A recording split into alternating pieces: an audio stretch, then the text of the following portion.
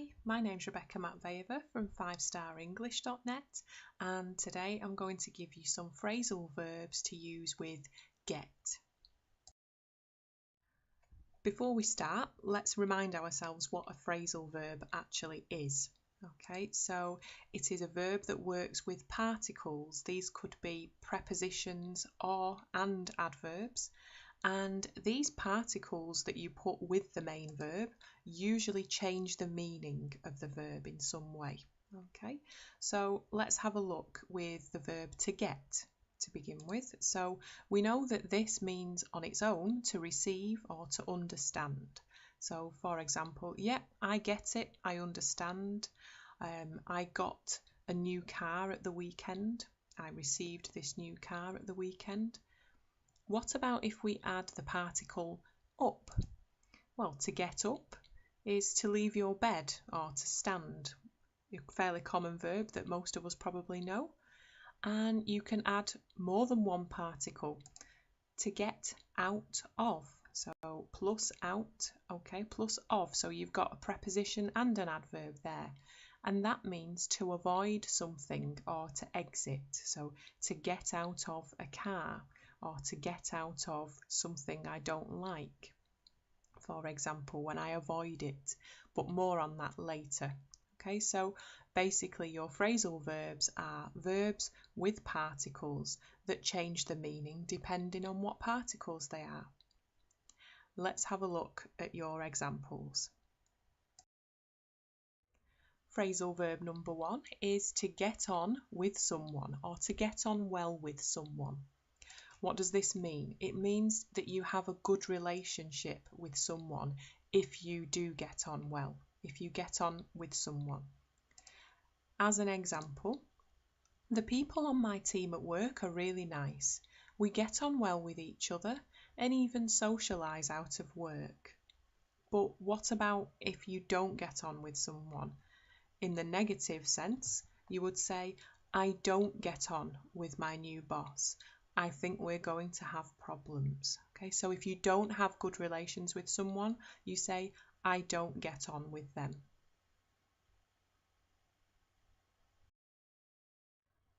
Your phrasal verb number 2 is to get on with something. Okay, so we've had to get on with someone. What about to get on with something? It doesn't mean to have good relations with something. It means to make good progress with a piece of work, to get on with a piece of work, to make good progress with it. As an example, I worked through lunch today because I needed to get on with my report. Okay, and let's remember that boss that we don't like from the first verb, to get on with someone, the boss that we don't get on with. He might say to us, can you get on with your work, please? You're talking too much. And you often hear that in classrooms in the UK as well. Get on with your work. It means do your work and start making progress with it. Okay, so to get on with something is different to get on with someone.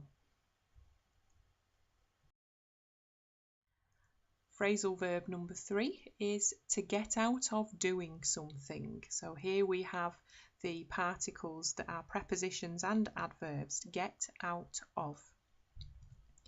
So this means to avoid doing something that you don't want to do.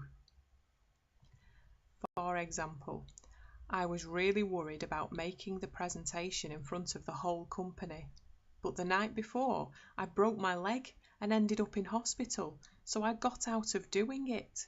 My colleague made the presentation instead.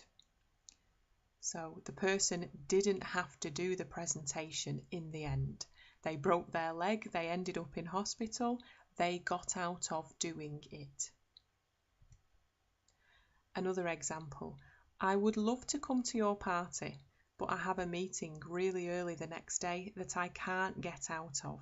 So this person cannot avoid their meeting next day. Okay, so that is your third verb, to get out of doing something. And your final phrasal verb for today is to get to someone.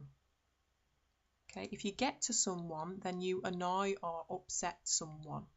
Okay, so the subject annoys or upsets somebody if they get to them.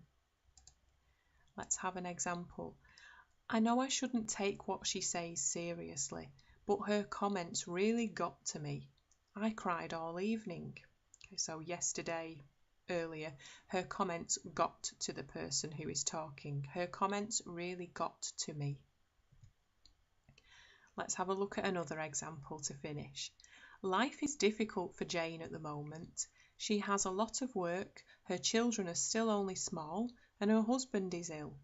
She's normally so cheerful, but I saw her the other day and she was unhappy.